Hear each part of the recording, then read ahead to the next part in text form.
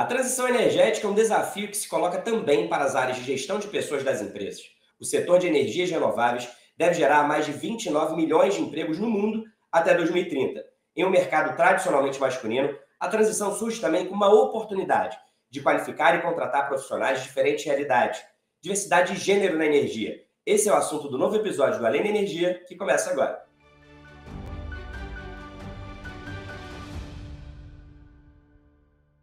A transição energética está no foco das grandes empresas do setor de energia, mas não basta substituir as fontes fósseis por renováveis na matriz elétrica para que as transformações sejam suficientes.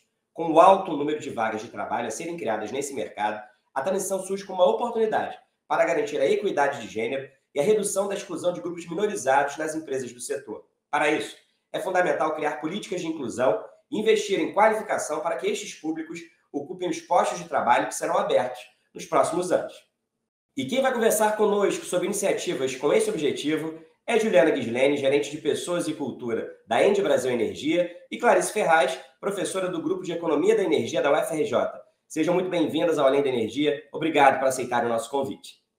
Vamos dar início, então, ao nosso bate-papo? Eu vou começar por você, Juliana. De que forma a ENGIE está se preparando para viver essa transformação do mercado de energia? Aproveitando, por um lado, o crescimento do mercado de renováveis e trazendo, por outro, mais mulheres para o mercado de trabalho, que ainda é tradicionalmente masculino. Qual a estratégia de vocês? Verdade, Rafael. Na verdade, a ENGIE começou essa transformação lá em 2016. A gente está vivendo essa transição de uma maneira bem planejada. A gente está diversificando nossa matriz energética, está desbravando novos mercados, como, por exemplo, o mercado de transmissão, que para a gente é novidade. E dentro de todo esse planejamento, que é muito focado na estratégia de negócio, a gente também tem um olhar aí para ampliação da diversidade. A Engie globalmente ela tem uma meta que é o 50-50 até 2030, né, ou seja, a gente tem uma equidade de gênero até lá de forma global. E aqui na Engie Brasil Energia, a gente tem trabalhado fortemente para isso. Nesse momento, a gente tem 24% do nosso público de mulheres. E como é que a gente vai fazer para alcançar isso então, né? 2030 já está aí. Então a gente entende que tem que trabalhar na base, porque o 50-50 não é uma cota, não é simplesmente ir lá e contratar mais mulheres, e sim a gente desenvolver o interesse das mulheres para o mercado de energia, especialmente em carreiras aí de operação e de manutenção.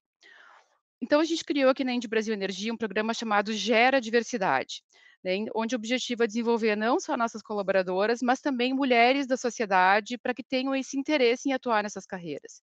Então, atualmente, a gente tem feito parcerias com o Senai para desenvolver cursos técnicos com foco em energia, tem desenvolvido alunas no curso médio, dado bolsas de estudo para mulheres também, que com foco em energia.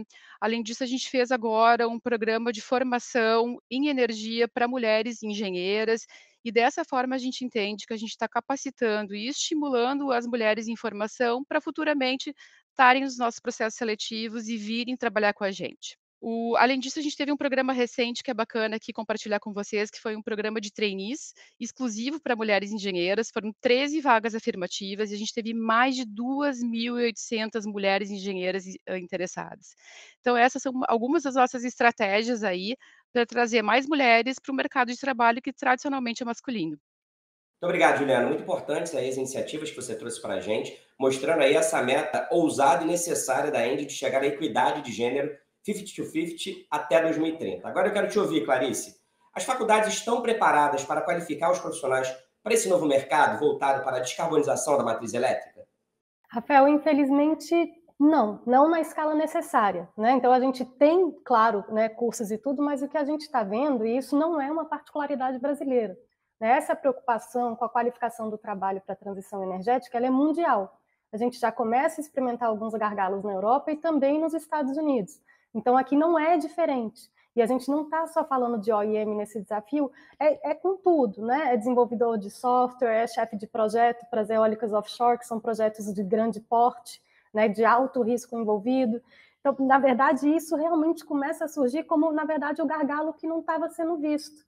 Né? A grande barreira, essa iniciativa que Juliana explicou e contou, ela é muito interessante e ela é extremamente necessária. E a gente vai precisar de mais, né? Quer dizer, não só na questão da paridade, né? Da diminuição, né, das desigualdades de gênero e com as minorias, mas de forma geral, na qualificação também de mão de obra para justamente esses novos empregos que a gente está falando, né, com essas novas tecnologias. Então, assim, eu diria que temos o conhecimento, né, temos alguns cursos específicos, mas não temos ainda a escala necessária para a formação justamente dessa enorme mão de obra, desse volume de mão de obra que a gente está falando. Está falando, por exemplo, só para dar uma ordem de grandeza, na Europa, onde a eólica offshore vem crescendo muito, que a gente começa a tratar aqui agora, se estima que na área de renováveis a gente tenha cerca de 650 mil trabalhadores. E para 2030, você teria que duplicar isso.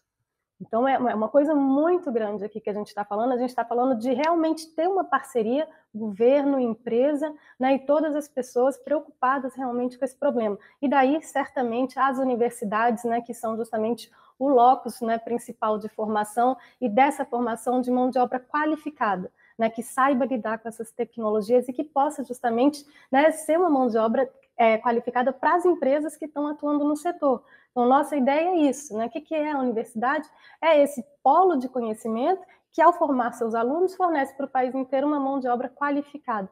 Isso é importantíssimo até mesmo na captação de financiamento, né? Os bancos, eles sabem o nível de qualificação, né, dos funcionários que estão envolvidos. Então, isso vai até mesmo custar em termos de financiabilidade dos projetos se a gente não tiver justamente se adequando, né, a essa atualização e essa formação de mão de obra. Obrigado, Clarice. Como você disse aí, a qualificação de mão de obra é um gargalo importante que precisa ser superado, e para isso é necessário um trabalho conjunto, né, envolvendo o poder público e aí as universidades e também, claro, a iniciativa privada numa parceria para que todos ganhem, né? E agora eu quero conversar com você, Juliana. Que perfil de profissional a ENDE espera atrair para dar conta dos seus projetos de geração a partir de fontes renováveis? Obrigada, Rafael. Falando também, fazendo um link aí com o que a Clarice falou, né, certamente não apagão de talentos, né, mas esse mercado que vai crescer aí fortemente, esse milhares de vagas que vão ser criadas, com certeza também é uma das nossas preocupações. Mas quando a gente fala de perfil aqui, a gente fala que competência não tem gênero. A gente quer tanto homens quanto mulheres que principalmente estejam alinhados com os nossos valores. E um dos nossos valores, até alinhado com esse mercado aí super desafiador, é o desenvolvimento constante, né? Aquele pensamento de lifelong learning. Então, é uma pessoa muito aberta para estar aprendendo constantemente, para estar inovando constantemente, e também pessoas que queiram fazer parte das nossas comunidades. Então, nossas plantas estão inseridas no Brasil inteiro, em lugares do interior, em lugares onde as comunidades também precisam de apoio, e para a gente é um valor muito importante a gente também desenvolver as comunidades locais. Transformar as realidades onde que a gente está inserido em um lugar melhor é um dos valores que a gente preza quando a gente busca profissionais para trabalhar com a gente. Além disso, o pensamento inovador, entender adequadamente os mercados e também esse pensamento diversificado, ele é fundamental, independente da posição que você ocupe. Para você chegar lá hoje, é necessário você ter esse mindset. E as novas ideias, diferente do que a gente pensa, elas vêm da diversidade. Né? Então, e a diversidade não só de gênero aqui, a gente está falando de diversidade de pensamento, diversidade de experiência, de formação. Dessa maneira, a gente vai conseguir sim fazer essa diferença e ter esse mercado sustentável e atingir, então, todos esses desafios que a gente tem pela frente. Eu estava ouvindo recentemente o podcast aqui, o episódio 27, né, e teve uma fala da Simone Barbieri, que é a vice-presidente de RH da ENDE no South America, que foi muito interessante. Ela disse que lugar de mulher é onde ela quer estar. E eu acredito muito nisso, não só de mulher, mas de homem e de mulher. Né, o lugar que você quer estar depende de você, mas para isso você tem que se preparar. Né, e esse é o desafio aí que eu faço para todo mundo que queira vir trabalhar aqui com a gente na Ende Brasil Energia.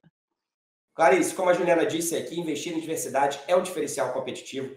As empresas se tornam mais preparadas, mais criativas para lidar com os diferentes desafios. E na sua avaliação, Clarice, quais têm sido os desafios do Brasil em inserir profissionais de grupos minorizados na transição energética?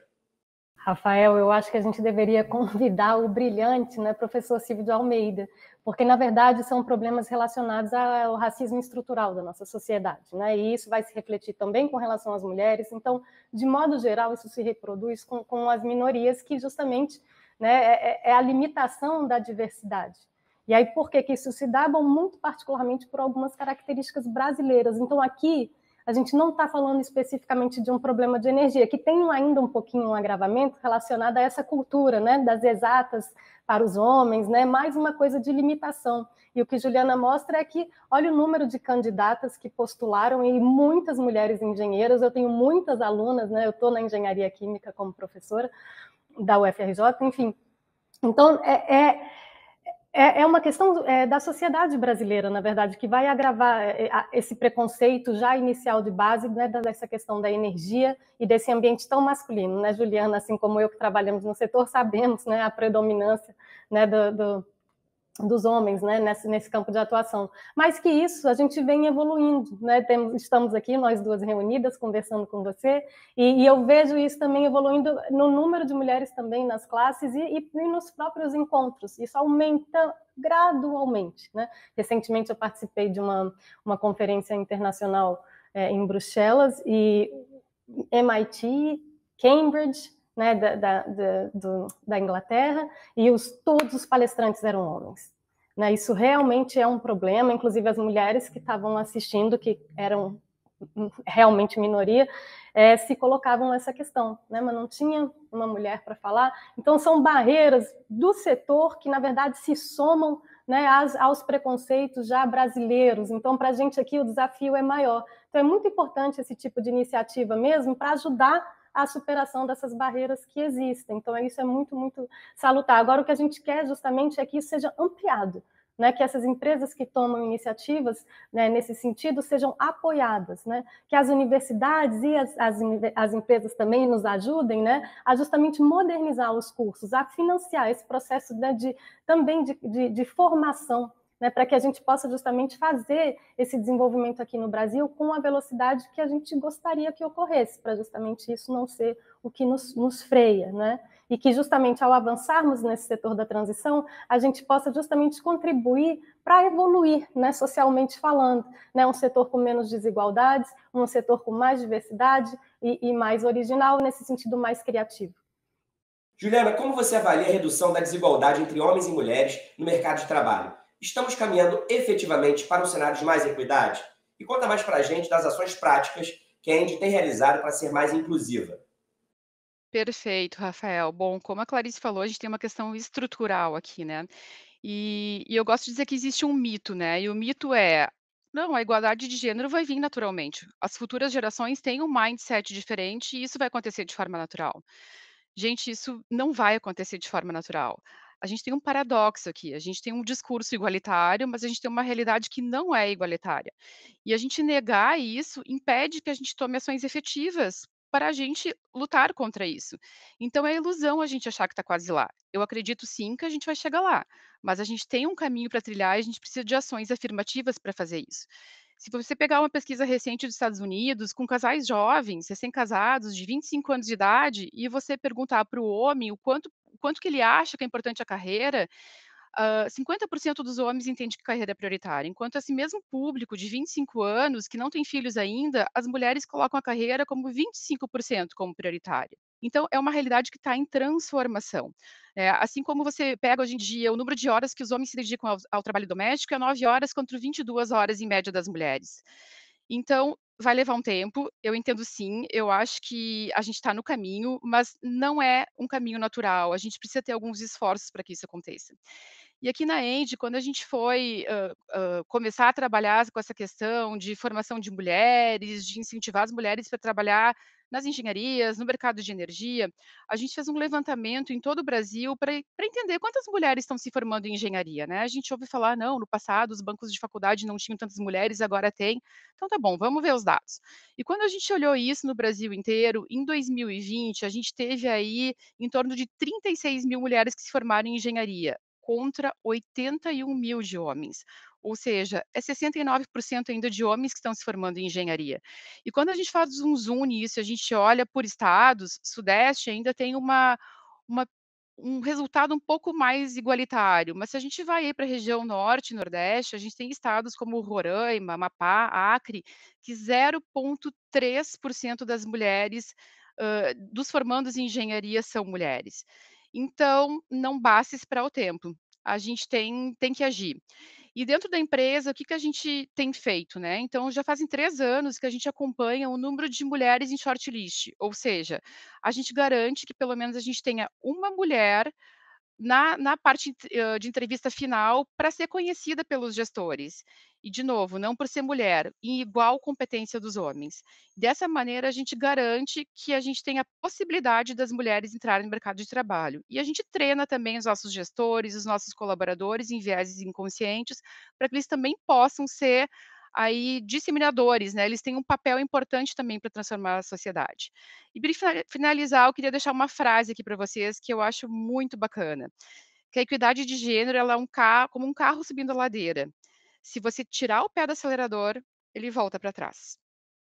Excelente aí essa metáfora do carro subindo a ladeira, porque, como você disse, Juliana, como a Clarice disse, para a gente chegar a um ambiente de equidade, as ações afirmativas elas são fundamentais, porque a desigualdade ela é estrutural. Desigualdade de gênero, desigualdade étnico-racial, e por isso não basta esperar. É preciso agir e agir efetivamente e com velocidade. Clarice, para encerrar então, eu quero te ouvir sobre se você considera que existe de fato um movimento pela inclusão social e de grupos minorizados no setor de energia. Qual que é a sua avaliação? Olha, Rafael, existe. A própria iniciativa, né, da ENDE nos mostra que sim, né, e algumas outras empresas também seguem esse exemplo. Agora, como eu pontuei no começo, infelizmente não é na escala necessária, nem na qualificação de forma geral, nem na questão justamente de dirimir as desigualdades. Quando a gente faz essas ações afirmativas, o que traz a esperança da gente acelerar essa redução da desigualdade é que, bom, ao formar esses novos profissionais do futuro, eu já esteja olhando para a inserção das minorias que justamente eram deixadas de fora. Então, se a gente avança fazendo isso em paralelo, formação e prestando atenção que nesse processo de formação sejam incluídas mulheres ou, né, pessoas como você disse, né, a diversidade étnico-racial, isso seria muito interessante. A gente teria justamente essa transformação e, quem sabe, aí sim, né, esse setor como um modelo a ser seguido pelos demais. Porque no nosso setor, a transformação, ela se impõe. Né? A gente está tendo que passar para as novas tecnologias, portanto, a gente tem que correr atrás dessa formação para se adequar às novas necessidades. Então, se a gente já faz isso, né, adiantando e já resolvendo esse problema ao mesmo tempo, da desigualdade, né, essa falsa meritocracia, né, não é isso, né, são as oportunidades, o acesso e como é que justamente a gente consegue participar. Então, eu acho, por exemplo, essa conversa extremamente salutar, a iniciativa que foi descrita aqui também, e se a gente fomentar isso e justamente trabalhando a institucionalidade, né, que a gente vê como esses mercados avançam, como é importante também política pública para fazer as coisas ganharem escala. E a gente tem um processo harmonioso, não é? Onde Estado e empresa, né, atuam de forma positiva, né, cada um no seu papel, fazendo justamente, né, o que for necessário para o desenvolvimento desse setor, que traz crescimento econômico, que traz emprego. O que é muito importante que a Juliana falou é isso de ancorar no território. Né? A gente não chega, né, deslocalizando pessoas, né, mudando totalmente aquele tecido como as pessoas moram.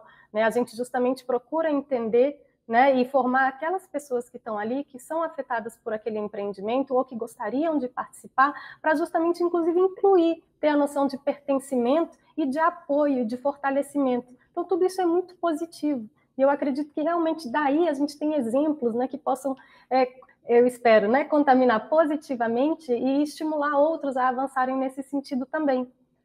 E assim chegamos ao fim da nossa conversa de hoje sobre as oportunidades de emprego geradas pelo setor de renováveis e a importância de tornar esse mercado cada vez mais diverso e inclusivo. Nós falamos aqui sobre representatividade, pertencimento, transformação, num papo muito inspirador, e eu quero agradecer, claro, a participação das nossas convidadas. Muito obrigado, Juliana e Clarice.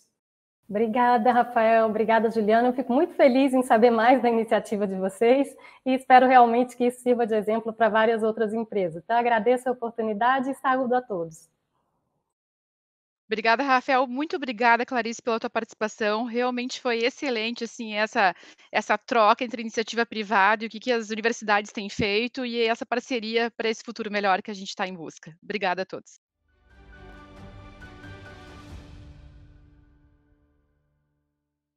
A ENDE desenvolveu uma nova solução de caminhões movidos a gás natural para uma mineradora chilena que atua na região do Atacama. O projeto piloto será feito na mina Los Colorados, operada pela Companhia Mineira do Pacífico. Esta é uma iniciativa inédita de descarbonização no setor de mineração do país. Durante 6 meses, 2 veículos com motores modificados para funcionar com o sistema bicombustível vão receber o gás natural. O objetivo é avaliar os avanços gerados pela substituição do diesel convencional. O projeto prevê ainda a instalação de um posto de abastecimento de GNL na região. A próxima edição da Conferência das Nações Unidas sobre Mudança Climática, a COP27, também vai dar uma atenção especial para a questão do transporte. A presidência do evento, que este ano será realizado na cidade egípcia de Sharm el-Sheikh, reservou uma tarde inteira para promover uma ampla discussão sobre modelos menos poluentes e mais acessíveis, especialmente nos países em desenvolvimento. Atualmente, os meios de transporte são responsáveis por aproximadamente 15% das emissões globais de gases do efeito estufa. O encontro deverá reunir organizações do terceiro setor, agências governamentais, organismos multilaterais e representantes da iniciativa privada. O objetivo é avançar com a agenda da descarbonização. Lideranças globais têm cobrado o maior compromisso dos países desenvolvidos no enfrentamento ao aquecimento global. Há poucas semanas da COP27, o secretário-geral das Nações Unidas, Antônio Guterres, pediu mais clarezas sobre os investimentos do G20, o grupo das 20 nações mais ricas do planeta, em ações que visam a reduzir as emissões de carbono. Um dos compromissos assumidos na última edição da conferência prevê o aporte de 100 bilhões de dólares por ano em iniciativas desta natureza nos países em desenvolvimento. Para o secretário-geral da ONU, as nações do G20 precisam assumir a liderança no processo de descarbonização das economias. No site da ENGIE você encontra muitas outras notícias sobre o setor de energia, cidades inteligentes e a transição energética. Para quem está nos acompanhando, não esqueça de curtir e seguir o canal da ENGIE no YouTube. E acompanhe também o podcast nas principais plataformas de áudio. Obrigado pela sua companhia até agora. Tchau!